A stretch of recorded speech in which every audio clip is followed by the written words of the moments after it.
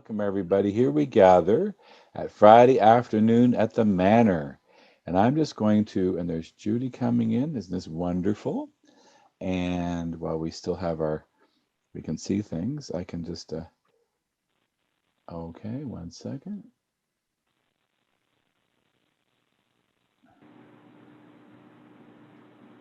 There we go. Everyone can see that? Mm-hmm.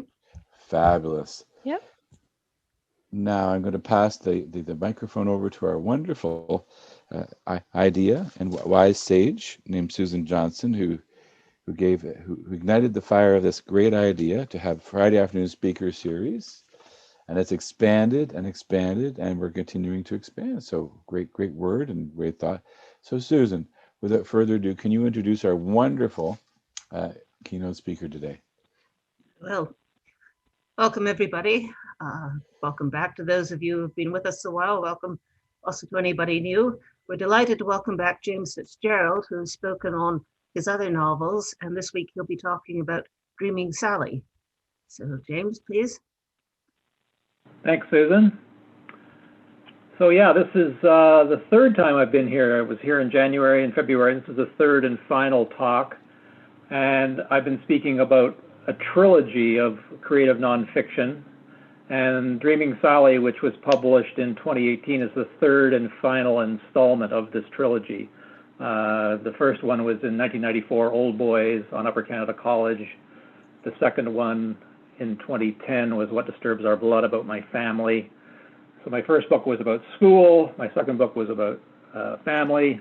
This one is a mixture, but kind of recapitulates all the themes that I've been interested in my whole life. Many interwoven themes in all three books, particularly class privilege, both its bright side and its dark side. Now, for reasons that I'll never fully understand, my life has been both blessed and haunted by an unbroken string of coincidences and synchronicities and uncanny moments. This is particularly true when I'm actually immersed in writing the books. They really pop up a lot, but it's been generally true throughout my life since childhood. And so the biggest one in my life, the whopper, if you like, is this one, Dreaming Sally. It was so big that it deserved its own book, just this one story, but there are a lot of other coincidences and synchronicities that cluster around the big central story. So this is the single most powerful one that happened to me when I was 17 years old, just coming out of high school, 1968.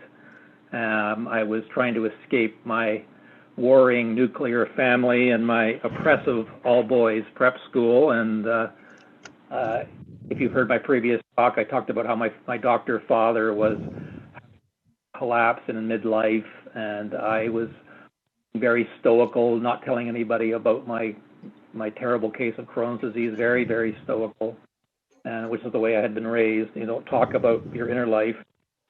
This is the late 60s, of course, assassination, riots, and privileged youth were crashing the barricades. And so the wild counterculture at the time kind of mirrored my own adolescent turmoil. And I like to joke, trinity of sex, drugs, and rock and roll, I had only experienced 2 out of 3 at this point. The next slide, please. One sec. Okay.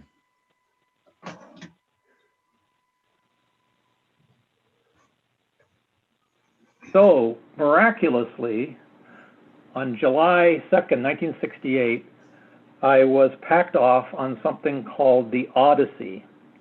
Now, this was a summer-long co-ed trip across Western Europe, traveling in Volkswagen minibuses, those iconic buses, with 25 other teenage baby boomers drawn from across Canada, Vancouver, Toronto, Halifax. So it was all very symmetrical, 13 boys, 13 girls, all in our late teens, just out of school.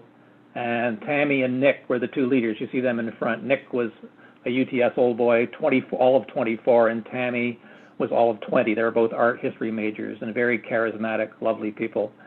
but you just see how young we were. And so this was coming out of an all-boys school. This, as you can imagine, was sudden, exhilarating culture shock for me. It was like Queen Victoria meets Jimi Hendrix. And I didn't know it yet, but I was being saved by the 60s. And this was certainly the upside of privilege, having this happen. So on the trip, I met this lively, witty 18-year-old girl named Sally Woodhouse.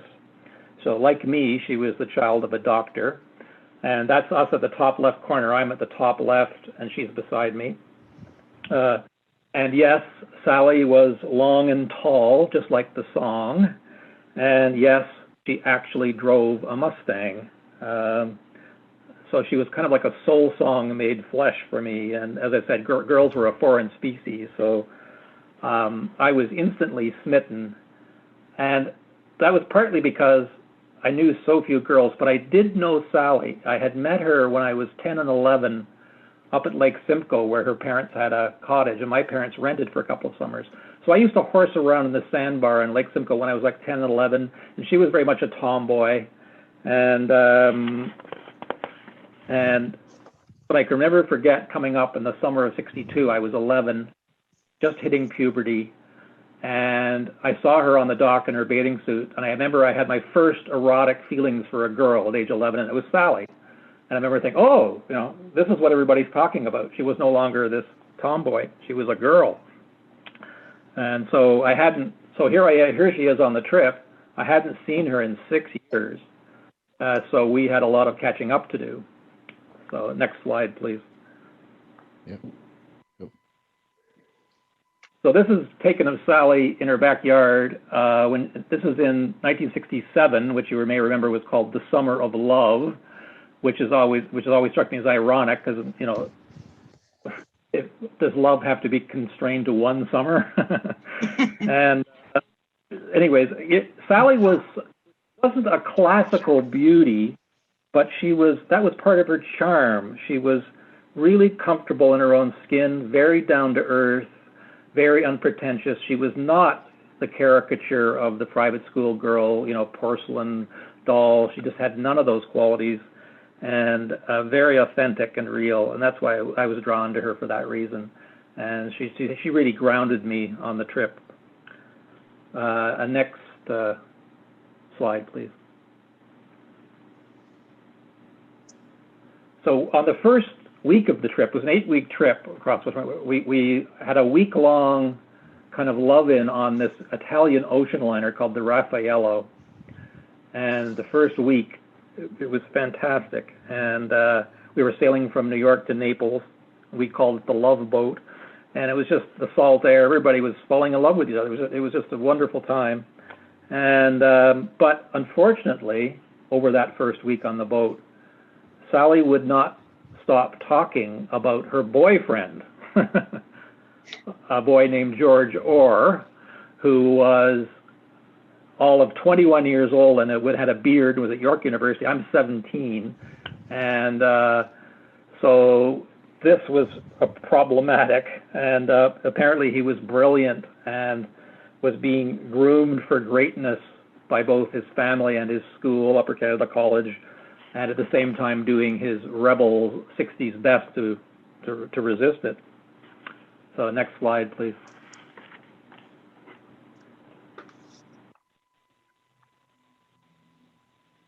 So here's George at age 12, and you can see the dynastic expectations are already there. He was the fourth George Orr, fourth generation George. They put a lot of stock in, the King George idea. So that's his grandfather on the left and his father on the right. And his grandfather had started an insurance company, and the father dutifully followed. So there's this pressure on George to follow the family business. Very much true in my family too, the medical family. And so George was resisting it because of the times, because it was the 60s. And his father had been a war hero. He had been a captain of a corvette in the North Atlantic, and for 4 years as a 20-year-old, you can imagine. And he's charming Irishman, but became an alcoholic, and this was hard to live with. in his house, and this is partly again why he resisted. Very much a boomer story.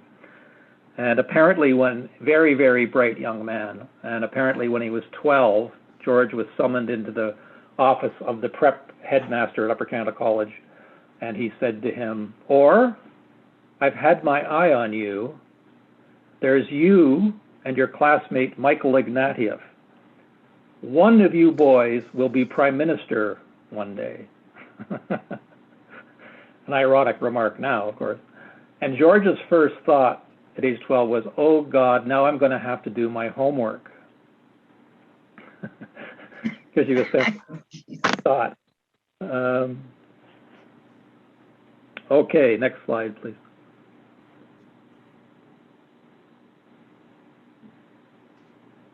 So here we are. This is Christmas 1967, just 6 months before the Odyssey trip. George is there now, 20 there, and Sally's 17, going on 18. And they're off to the formal at Branksome Hall formal. And George always felt a bit, he lived in North Toronto, and there was this gradations of class, Forest Hill, Rosedale, North Toronto. They all, even within this privileged group, there was sort of hierarchies. And as I was saying, over those first days on the trip on the boat, she wouldn't stop talking about George, and she was telling anybody who would listen, that one day she was going to marry George. It's already talking about marriage at 18. The house, the kids, the dog, the works, or in that famous phrase by Zorba the Greek, the full catastrophe. But what she did not tell us, and what I did not learn until 1998, 30 years later, was that 6 months before the trip, Christmas 68, when this picture was taken, sorry, Christmas 67, George had a compelling and terrifying dream. And I'm just going to read a short section from the book when this happened. On Christmas night, 1967, George was, as usual, invited to the Woodhouse family dinner in Rosedale. But as he scanned Sally's family members taking their set places at the polished rosewood dining room table, he felt his distance from their circle and the class codes conducted with such symphonic seamlessness. Here was the gilded box that to his eyes increasingly resembled a coffin. Here was the rarefied heaven on earth his mother so unambiguously wanted for him. But did Sally want it too? As George sipped the cold vichyssoise from the monogrammed sterling silver spoon, he wondered how long before he would need the same spoon to tunnel out of prison. The question gnawed, do I belong here? Past midnight, George and Sally ascended the staircase and lingered in each other's arms on the threshold of the second-floor guest bedroom. After Sally broke off their kiss, he watched her slip away into the darkness to her bedroom and the floor above. In the dawn light of Boxing Day, he was jolted awake by a dream of imprimal intensity. As the phantasm of faces and voices melted away, he was left with a single thought drumming his head. Sally will die in Europe this summer. Over breakfast, he could not help telling Sally the dream. As he watched her face fall, he knew he should back off, but instead found himself begging her to drop out of the Odyssey. She was bewildered, then creeped out, then irritated. For weeks, he had been badgering her not to go, and now he was pulling this stunt. Undeterred, George told the dream to his parents, to Sally's parents, to his friends, to anyone who would listen. Sally is going to die in Europe this summer. It's unusual that he would tell his dream to people. Most people tell people this thing. Almost to a person, the response came back. Get over it. She loves you. The dream is just a dream.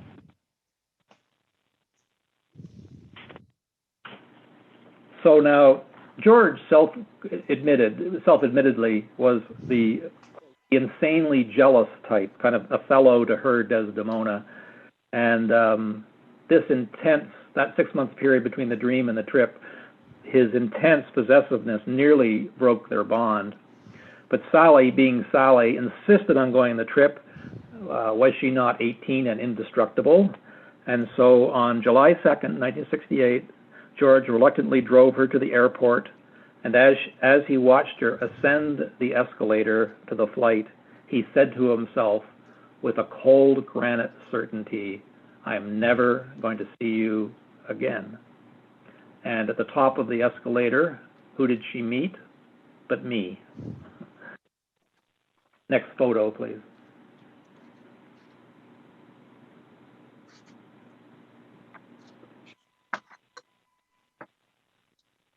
So we got off the boat in Naples, and we're now joyfully ascending the Go-Go Boot of Italy. Here we are on the lip of Mount Vesuvius. Many feelings are now erupting, as it were. Now, interesting, once we got to Europe, Sally stopped talking about George, at least to me anyway, and we became inseparable. Sorrento, Pompeii, Rome, Florence, Venice, Renaissance art by day, and drinking museums, and then drinking and dancing by night. The intoxicating, liberating music of the late 60s was having its way with us. Light My Fire, Jumping Jack Flash, Lady, Magic Bus, Need Is Love. Next photo.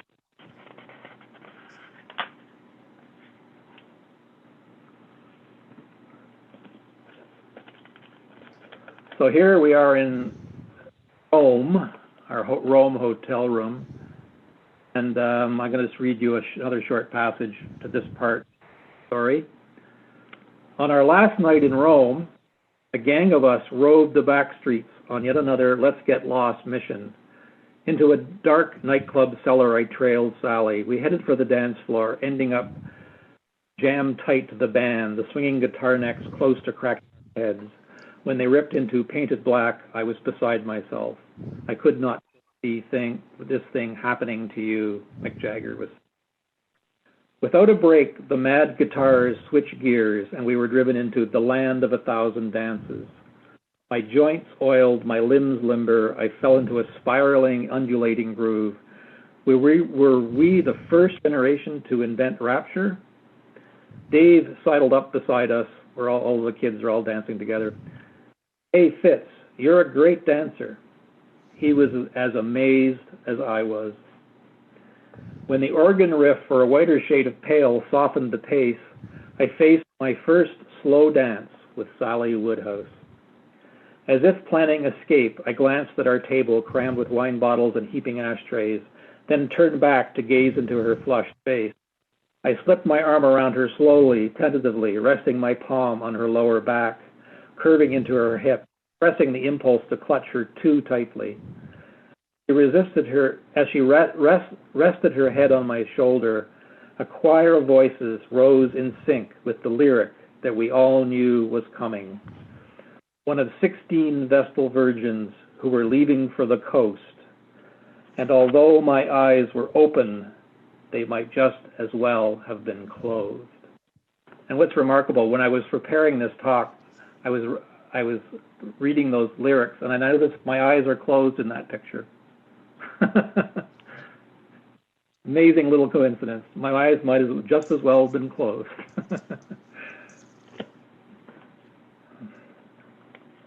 So here I am, of course, I'm sinking deeper and deeper into this classic romantic triangle, George, Sally, and James. And I started to believe and yearn and fantasize that I might actually steal Sally away from George. Next slide, please. So here we are in Venice on the Lido, the beach on the Adriatic. That's in Venice. If you have read that book, that's where that is set. And when Sally and I were kids on Lake Simcoe at 10 and 11, we used to bury each other in the sand in the sandbar of Lake Simcoe. So we reenacted that little scene, and she buried me in the sand yet again. And when I was writing the book, I had to joke, I was burying my libido on the Lido. This was my first choice of the cover for the book, but my editor thought, no, the other picture was much better, and I think she's right. Okay, next slide, please. So here we are, now we're in Switzerland, and we're at the top of the Schilthorn. Remember, it was a chilly day, and I'll never forget, we were all horsing around up there, and one of the kids on the trip pointed her camera at us suddenly and said, James, Sally, pose for me. And I remember being very reluctant to put my arm around her and pose as a couple. I didn't want to be framed in this, be identified as a couple, because I was sort of afraid of George, you know, the wrath of George. And I was being very careful about how, that was what made the tension with Sally so powerful, because it was sort of, she was growing attracted to me and I was growing attracted to her, but George was there who wanted to marry her. So it was really powerful. And I remember very hesitantly putting my arm around her shoulder, and then as the click of the camera. Who knew that 50 years later this would become the cover of a book? Okay, next slide, please.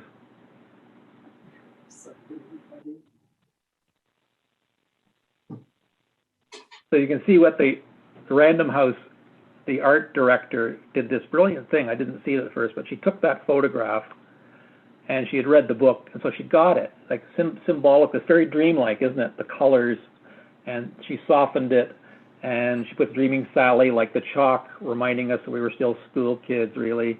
And she cuts off, I'm sort of at the periphery of the picture now, which sort of symbolizing that I was always on the periphery of Sally's life. I really wasn't her boyfriend. I was sort of a quasi, maybe, possibly. And there was very subtle tinting of the green and the pink, which in the previous photograph, you'll notice her bikini was green and pink. So the young woman who designed this cover was really paying attention. I thought it was brilliant. Okay. Now, back in Toronto, we're heading, oh, sorry, you can keep that picture.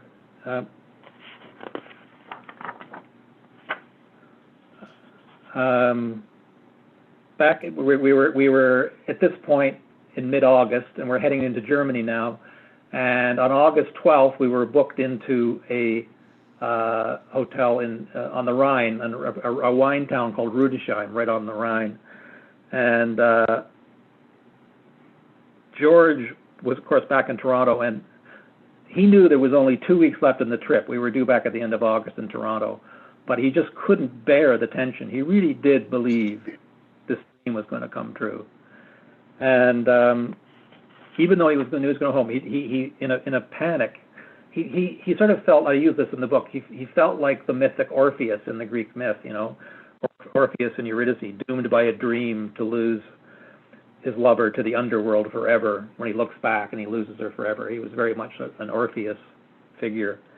And so in a panic on August 12th, he fired off a telegram to Sally in Rudesheim. And in the telegram, there was a mail strike. And so he just sent a telegram, and he said, I love you, will you marry me? And literally just not much long after she got the telegram, I walked into her room for yet another night on the town with her. And I remember thinking, maybe this is the night I get to go all the way with Sally, and the tension. And I remember, but I saw her on the bed with this telegram in her hand, looking very solemn. And I thought, has someone died? And she looked at me and she said, I've just cabled back to George in Toronto, and yes, I am going to marry him. And I remember I burst into tears. I was like 17 going on 11. And but the trance broke. The tension was gone. It was all resolved. Okay, next slide, please.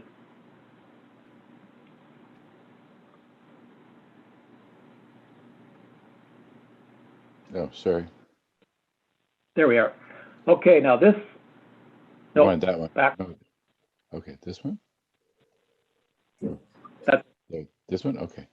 so here we are in, nope, no. back. Okay, sorry about that. Okay. Here, okay. Back, we need to go back one. There it is. That's good. So here we are in the Rudesheim Hotel. This is like maybe an hour after she got the telegram. And I didn't know it, but there was a photographer been hired to take our group portrait of all 28 of us. Wow. And so again, Sally and I are sitting on the back on the railing there. And you can see I successfully mastered a fake smile because really inside I'm dying 1,000 deaths. I'm trying to process all this. So the next morning, August 13th, we all boarded a cruise boat going up the Rhine, and I remember we docked in Koblenz a couple of hours later, and I remember I was following Sally, who was wearing this flower power hippie dress, and she was descending the spiral staircase off the boat onto the dock, and I remember she was singing that pop song, See You in September, which you may remember. And she was singing it in this falsetto voice with a couple of other girls who were all thrilled that she was getting married. And they were singing, you remember the lyrics, there is danger in the summer moon above. Will I see you in September or lose you to a summer love? Bye-bye, so long, farewell. So you can imagine these words were like taunted me and were burning inside me, and I kind of strained to forgive the cruelty of it. And because that's the way I had been brought up, you're supposed to repress and deny all feelings, any natural feelings you have. And so I watched Sally sprint towards one of the Volkswagen buses because she wanted to be in the front seat. And that was the last time I saw her, because an hour later, she was killed in a freak accident. August 13th, 1968. And I think that was the day I was destined to become a writer. Okay, next slide, please.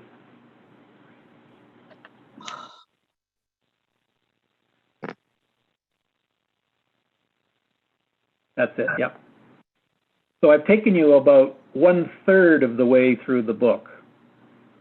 And a very dramatic story, right? And over the rest of the book, I unfold George's life and my life from 68 to 2018 when the book came out. So the next 50 years, kind of the aftermath, the fallout, and the lifelong effects these kinds of experiences can have. And I used the story as an opportunity to explore and grapple with a lot of the themes that I have in my first two books. The dark side of class privilege, leadership and rebellion, the 60s situation, shame and vulnerability, especially within men, and of course, dreams and synchronicity, which have always fascinated me.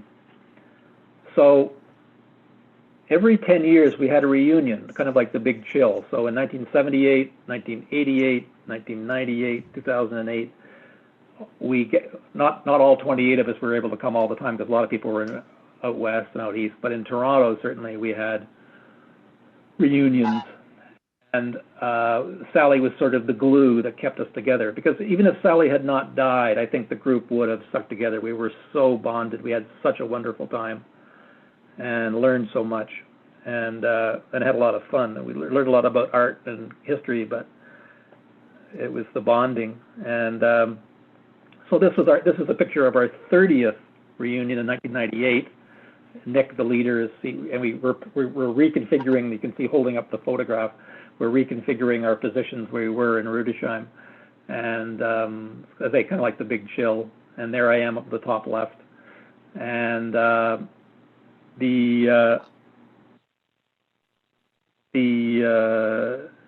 can remember the next day after this reunion, I called George in Vancouver, and I would call him every 10 years just to see how he was doing. And he was a journalist like me out west. He was out west doing very well now, finally, and later on in his life, he wasn't doing well early on.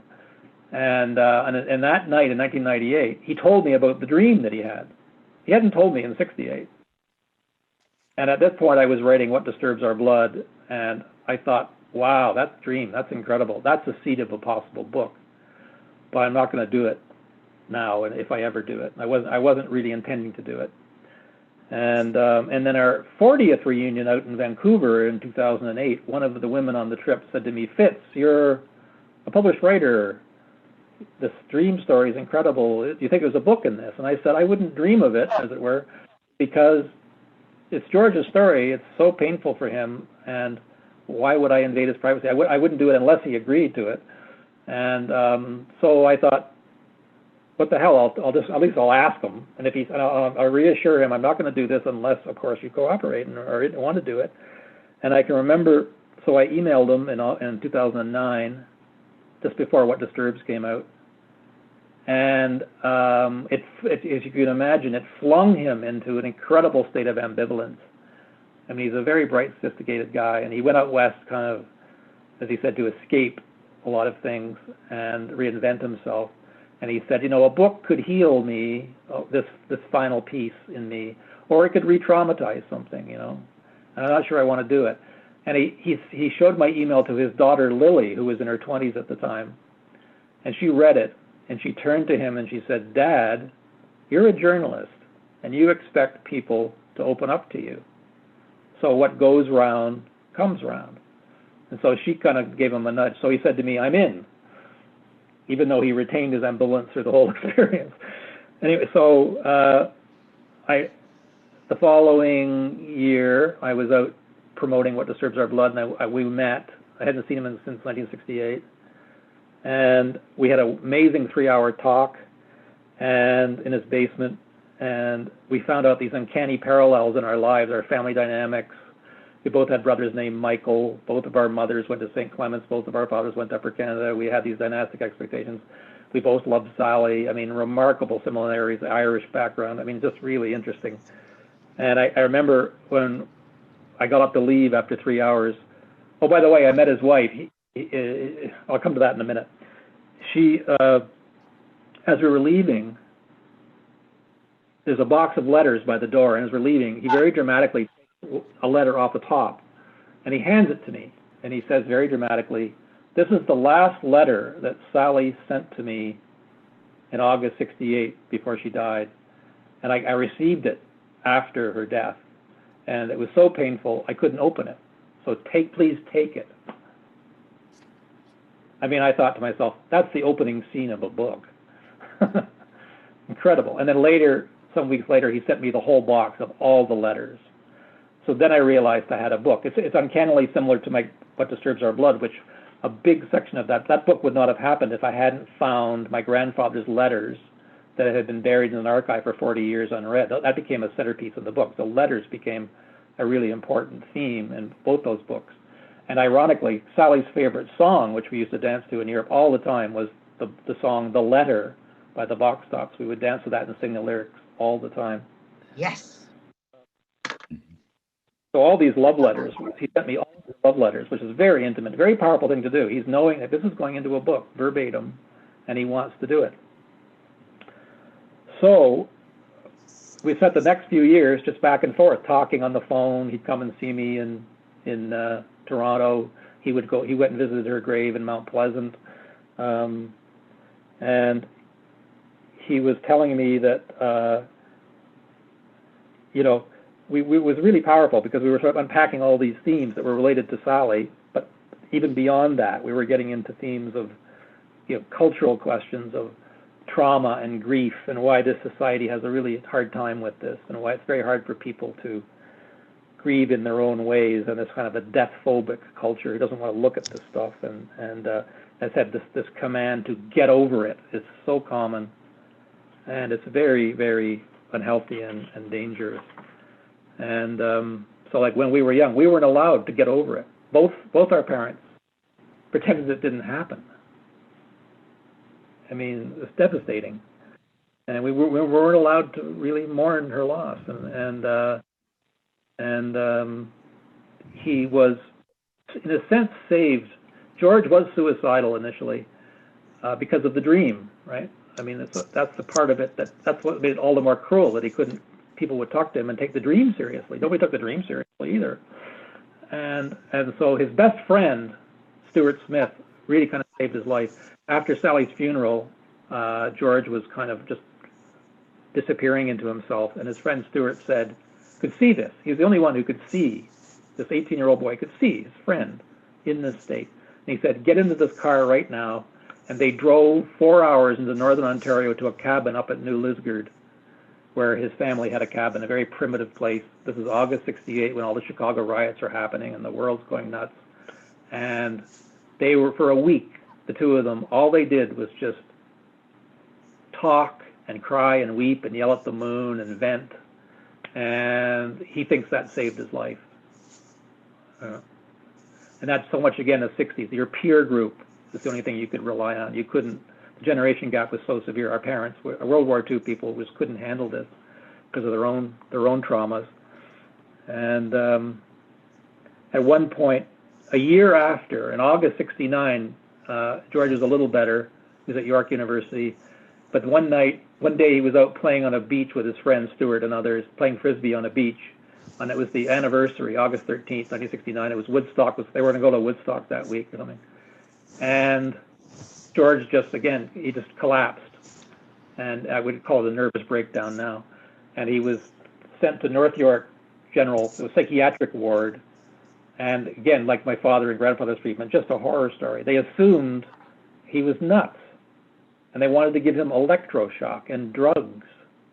No, this is a young man suffering grief because his girlfriend was killed in this uncanny way. And he was put into a ward with really disturbed people with schizophrenics. And he's sitting there and he realizes this is nuts. This is nuts to look at me this way. And he was able to walk out after 2 weeks. Thank God they didn't shock him. They were threatening to give him electroshock. It's scandalous. They're not going to talk to him. Still goes on today, unfortunately.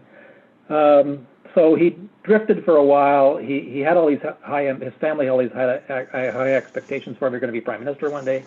Well, no, he's going to be a hippie carpenter in Barrie and live that kind of existence. And that was healing for him in the short time. But he told me that, as we talked, that basically the ghost of Sally capsized his first two marriages. That it was just so powerful, and his first two wives knew this, and but by middle age, he had stabilized himself in his career out west, and he became very prominent. He had his own public affairs TV show. They're kind of the Steve Paikin of British Columbia. Very progressive journalist and a documentary filmmaker, and remarkable guy. And then he met, when he was in his 50s, he met a woman, Anne, who's his third partner. And when I met her, I was struck right away. She was a kind of a doppelganger of Sally, just very tall and thin and very charismatic, and I really liked her. She understandably was not thrilled about me doing this book, and we talked, and she came around eventually, but she was protective of George, understandably. And why are you stirring up old ghosts like this, James? Well, it's because it's about healing. That's why.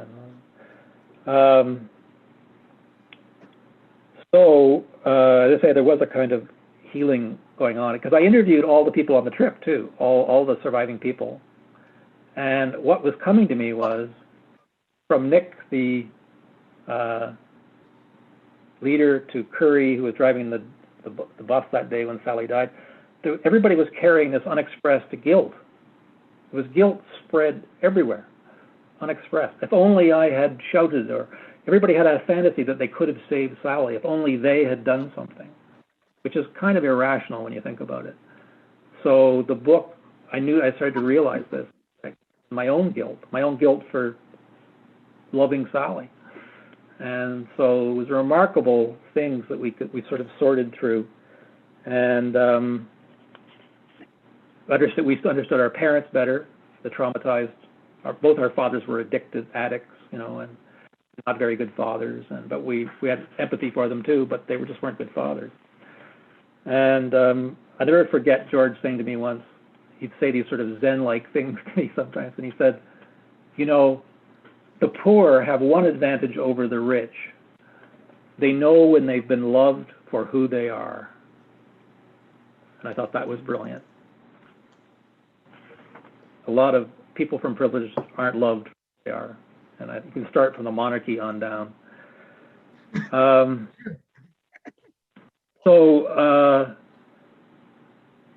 Now, weirdly, I came to realize that my true privilege was to be able to do this, that I was born at the right time, I was in the right generation. And one of the great privileges was that I, as an artist and a writer, I can do this. I can explore this stuff instead of, going off and being a stockbroker, So that is what I'm really grateful for. And the privilege of being able to get published 3 times by a big publisher. It's no small thing. And to have these kinds of conversations. Fantastic. Jane's mother, by the way, or Sally's mother, lived into her 90s, and I interviewed her, and she was on side with the book. Unfortunately, she died before the book came out, and I'll end pretty soon. The book launch in the summer of 1968. The book launch was in summer of 2018 here in Toronto. So we timed it almost exactly to the 50th anniversary. And so George and his wife flew in from Vancouver. And at this point, when the book itself had, I think, just been published, and there was also an audio book version of the book. So the Random House hired 3 actors. So there's an actor playing me, the narrator, and then they hired 2 young actors to read the letters. Sally and George are love letters from '68. So they adolescent kind of voices. And these are their actual love letters. And so George was at first told me he couldn't bear to listen to the audio book. But then he told me when he arrived for the book launch, he said on the plane, on the 6-hour trip, he listened to the audio book and he wept for 2 hours. So again, very powerful. With the letter, right? The song, "Give me a ticket for an airplane," So again, one of the many things that came out of this was my once mortal enemy is now a very close friend. And although I must say he didn't like the cover, he thought he and Sally should have been on the cover, but it's I'm the storyteller.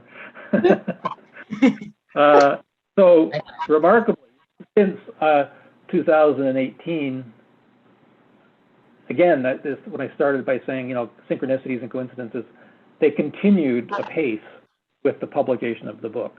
Remarkable things. I've recorded them all as a writer. I have a cabinet full of them my whole life, but the Sally one was a special one. And I'll just give you one example, just one example.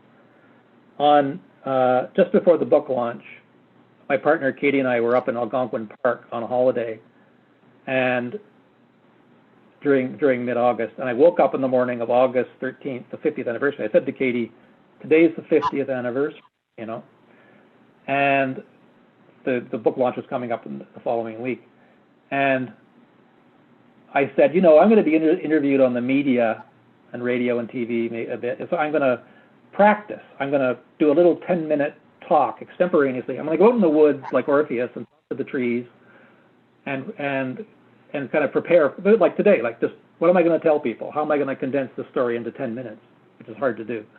Because on media, you get very sound bites, but you can't tell the whole story, and you shouldn't. And I'm telling the whole story to you, but that's okay. Or most of the story, not the whole story. And so I said, I'm just going to go out and I went out to this deserted rural road. There was nobody around for miles. It's Algonquin, right? And I'm not making this up. I'm out there, I'm talking about the trip and meeting Sally and the Volkswagen buses and the accident. And all, in the middle of this, out of the silence, I suddenly hear put, put, put, put, put, put, put, put, put, put. And suddenly a 1960s Volkswagen minibus with tinted windows, exactly the same kind we were in, drives past at about 2 miles an hour, slowly. I thought I was in a dream. I couldn't believe I was seeing this. What are the chances in the middle of nowhere? Now, there are a lot of ex-hippies up in Algonquin, but still, a 60s vintage Volkswagen. And you see Sally, we didn't have seat belts in those buses. And the accident was a freak accident. She was in the front seat, and the driver nicked something. They were moving only 2 miles an hour when the accident happened. And she fell out on her head and died a few hours later, cracked her skull. So, as I said, it was just, so when I did speak in the media, I would bring in this story to add to it, to say, this is uncanny. That's the only word you can give to it. You know, what does it mean is another thing. I read every book I could find on synchronicity. It's a fascinating theory. But of course, you can't prove anything. But all I can tell you is this happens to me a lot. And so today, George, post-book, the federal election of 2018, that fall, he ran for the Green Party out in Vancouver, North Vancouver. And fortunately, he lost, but he's a really principled, dedicated guy. And he was always an environmentalist back in the 60s. Silent Spring, he was a very progressive guy. And he lost to, I think, to a UCC old boy. And so it's ironic that his parents wanted this high office for him, you know. And he would have, the irony is, he could have been prime minister. But he had to do it on his own terms. He wasn't going to be controlled and manipulated and told what to do. And that's very much, again, the world we lived in at the time. You know, by just saying no all the time, you still have to fulfill yourself in some way and claim your gifts. And he had a lot of gifts. There's a long detour because of Sally and because of his family that he finally came around. And it's very similar to my story too. Late bloomer. So we're both at this point counting our blessings, and during the pandemic too. Okay, I guess I can stop it there, and I'd love to hear any comments or questions. You could go. There's one more slide. Actually, there's one more slide you could show. Okay, 1 second. Let me go back and do sharing. Tell you, yeah.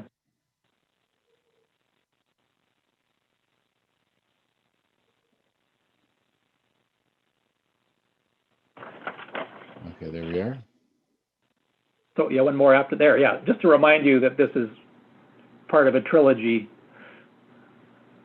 and that's it. I don't think I have another book in me. I think this is it. Okay. So I'm trying to get. I would love to see Dreaming Sally made into a film. It's so cinematic. Europe in the '60s, and it would be amazing. But what year were you born in? What 1950. 19. Yeah, I was. Yeah. So I'm an early boomer. George was born in 1947, which makes him a real first-line boomer. The baby boom is considered to have started in 1946, right after the war. No, not even so we're sooner. The first. Not sooner. No, it's after the war, because the idea of you're coming back from the war and people are having babies. That was the idea. I always thought of my mom, born in 1941, as being a baby boomer. No. No. That's when the government had introduced, I believe, like the family allowance or the that's not baby bonus. It's a victory after Europe. Yeah, it's a victory. Yeah. 45. A lot of people. 45. The Beatles were all born in 40, 41, but they were in a sense boomers, right? Like, there you go. So any other questions from people? Do people want to turn on their video so we can see their wonderful faces? Or I thought it was fascinating and interesting.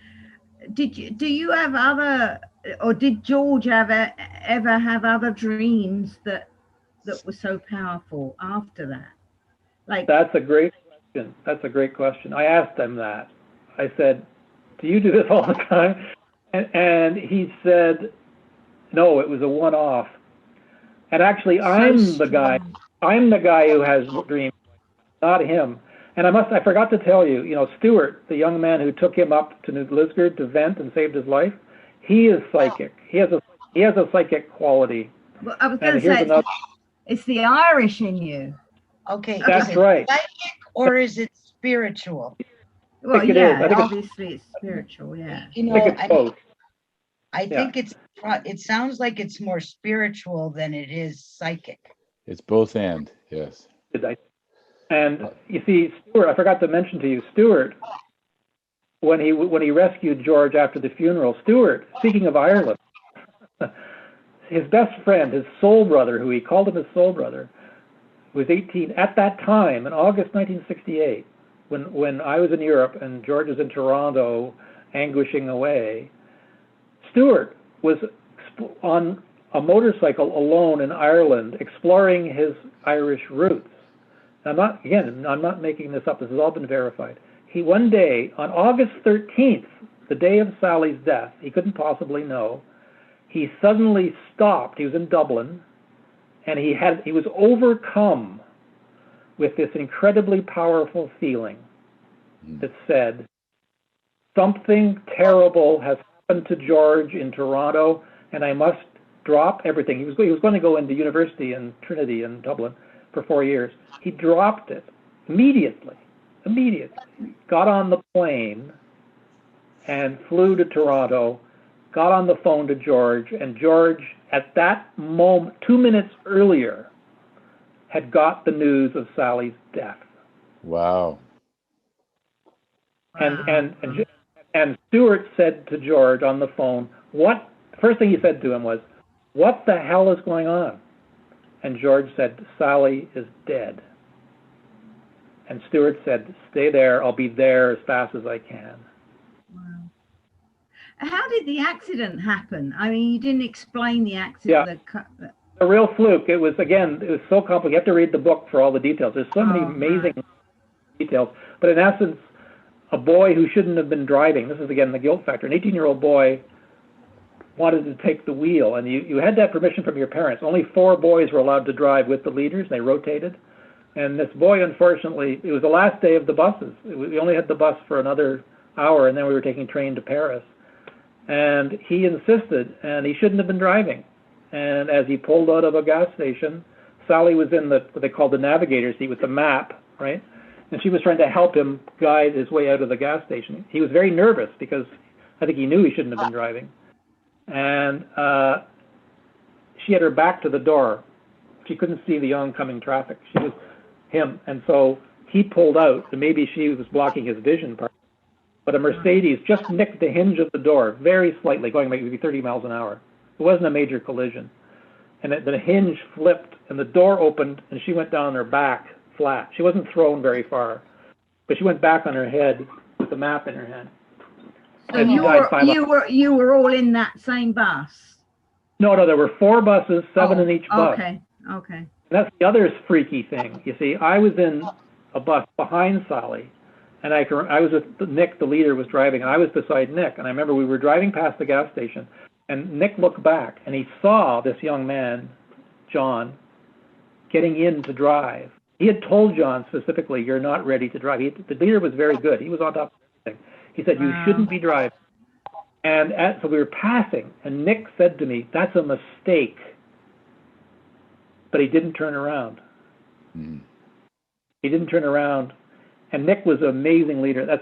It's haunted Nick his whole life, because Nick was born to this job. He was amazingly attuned to us. Lovely person. He makes one mistake and a girl is killed. And part of the therapy was when I interviewed Nick about the book, he was finding it incredibly difficult. And finally, I got him to say what I know he'd always been carrying all these years, and to actually say it. He said, "I feel guilty. I feel like I killed her." And then I tried to counsel him a little bit. I said, "Come on, really, Yeah. So, and then everybody else in the bus thought had carried guilt. Certainly the driver did, and the kids in the back seat. They wished they had warned her, "Sally, watch out for the coming car." It was amazing what people told me. And it was meant to be, because, it was meant to be. It's a weird way to fate or destiny. Yeah. So if you ever my suggestion, if you ever do a movie, the title Odyssey really is really compelling, because it's not just about meeting Sally. The whole story, and if you think of the classic idea of an Odyssey, it is an Odyssey. Like actual Greek myth. Literally, yeah. So That's just a thought. Just a thought. Okay, so now how can we buy your book? You go on to. You can go to go through that, or you can just order it online. At Indigo? It's on my web. Order button on my website, jamesfitzgerald.ca. Oh, okay. James Fitzgerald. I love the bit when you were talking about the music, because everyone, like they meant so much, because I was 7 years older than you. So, yeah.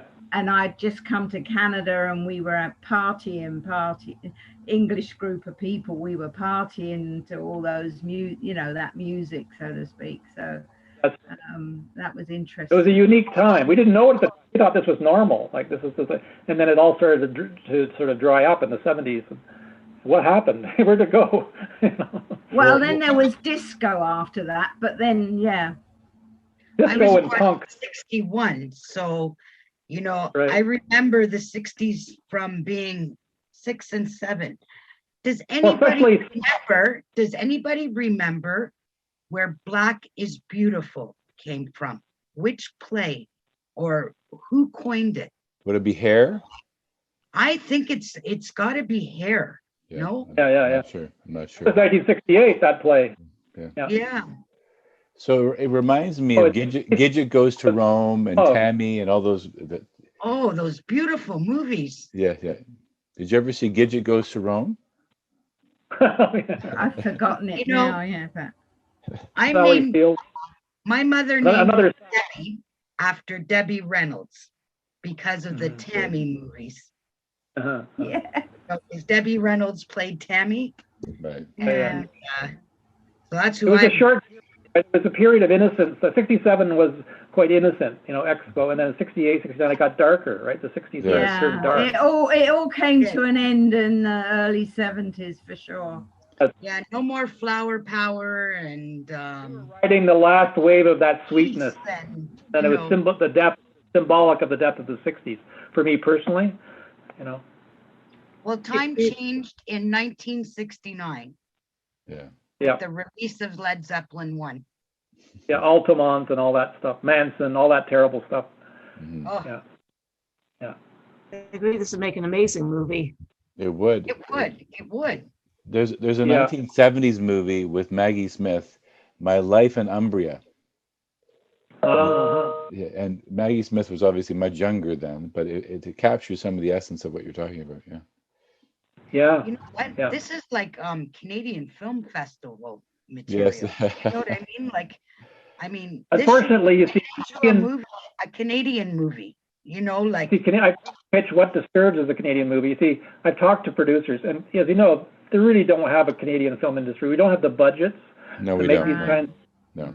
And Canadian stories don't sell internationally. If you get a hold of the right people, I'm trying to think of Jim Cuddy's wife's name, Sally Polly.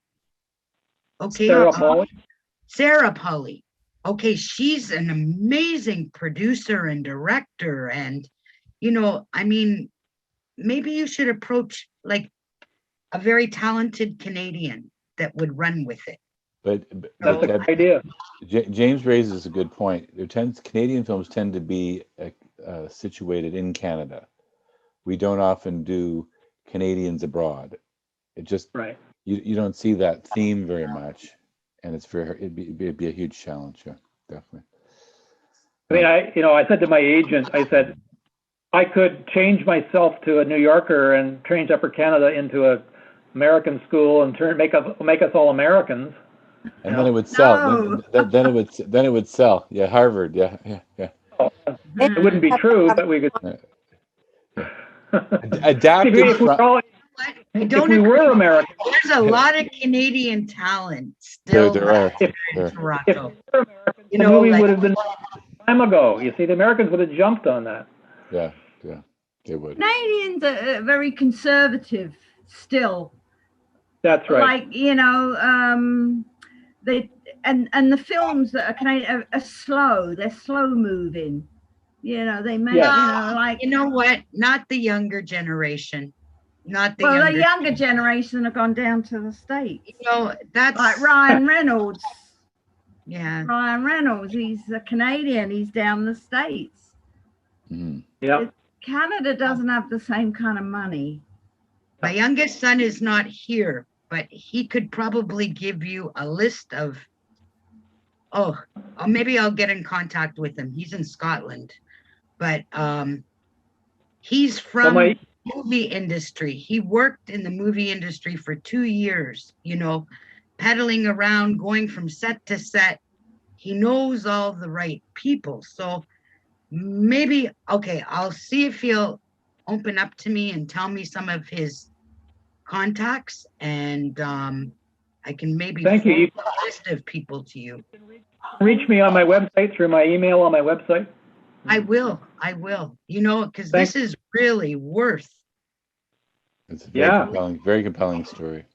And then also what Blood deserves, I'm trying to get that made too. It's a very compelling thing, but it's the same problem. It's a Canadian, but it's an international story. It's about Canadians being international heavy hitters and a great success internationally. Canadians have trouble believing that about us, So that's what. You remember David Letterman, and the piano player? Oh, what was his name? Paul. David Letterman, Late Night with David Letterman, and he always had the piano player. He used to play on Saturday Night Live. Paul Schaefer? Yes. Schaefer? Oh, CBC did an interview with him a couple of weeks ago. And he was talking about 1972 and Godspell. Yeah. And the making of Godspell. That was all done in Toronto. And then all of these people spread out to America. Yeah. So Second City. Talent is here. Okay. And it doesn't sound like you would need a very big budget to make this movie. Well, you'd have to go all the way around Europe. You would. Debbie, it would cost a fortune to do location in Europe. In Europe? Yeah. Oh my God. Yeah. But you know what? With videography, they can make sets and make things appear to be like Europe. Footage. That's technology today. Yes. Any other questions from people? Could you do a screenplay? Yes. How do a screenplay? There you go. Come I from would work with a experienced screenwriter. Yeah, there's got to be some between the Shaw Festival and and Stratford Shakespeare Festival, or who did Come From Away.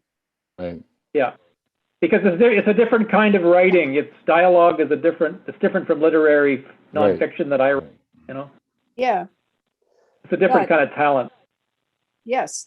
There's a great film out now called Mank. It's about the person who wrote the screenplay for Citizen Kane. Very well done. That. Yes, very well done. Very well done. But he took a story and then, of course, whatever. Very good, everyone. So as people were talking about psychic and spiritual, remember, in the Irish tradition, time is a thin space. Past, present, and future exist in the same moment. Yes. Always. And not just an Irish thing, it's a universal thing. So we're always in touch with that, and it's very, very.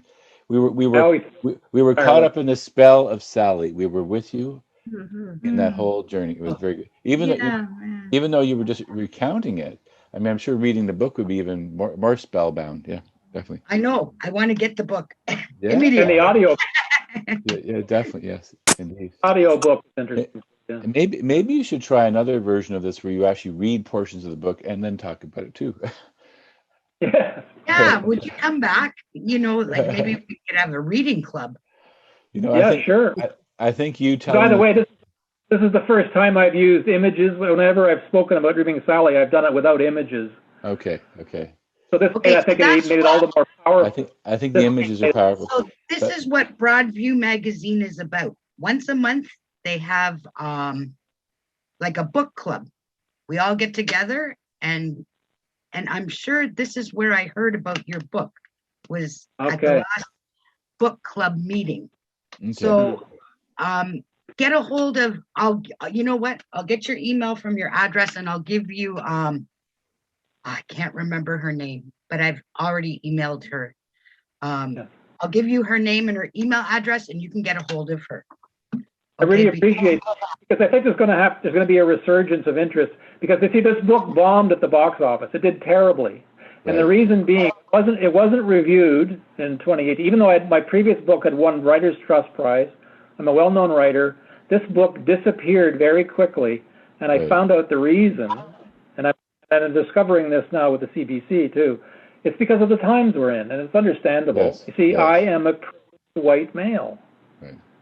Oh, And we go to the bottom of the line these days. And Black and Indigenous people are getting their chance, and that's fantastic.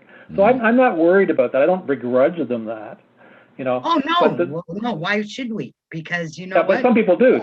Some white people are very upset by this. They're not getting they're getting pushed off the platform and not getting their movies made. It's actually true. The CBC producer that I'm working with, we're trying to pitch CBC. He told me this. He said, even though you've got this incredible story about public health and your grandfather, and it's so relevant today, he says, they probably won't accept it. We're going to have to go somewhere else, like Netflix, because of the Canadian scene right now is so politically correct that they have to look at me. Just look at me. UCC boy, forget it. Even though I'm a critic, I've been a critic my whole life. I've been on Netflix. of patriarchy, and I've been a mouthpiece for that my whole life, and they don't see that. So what can you do? Thank you, James. So everyone, next week we have, for March 19th, Spring is Here, part 1 with Ellen Schwartzel, was a former Deputy Environmental Commissioner, who's going to talk about the role of nature in the city. And part 2, one of my friends is a very gourmet chef, who's going to show us how to make hot cross buns. And if you come, I will hand deliver you some hot cross buns. Okay, so there you go. A little tempt you to do something wonderful. Thank you, everybody. Have a very good day. Take care. Oh, Bye-bye. thank you so much. Thank you much for coming. Thank you for inviting me. God bless everybody.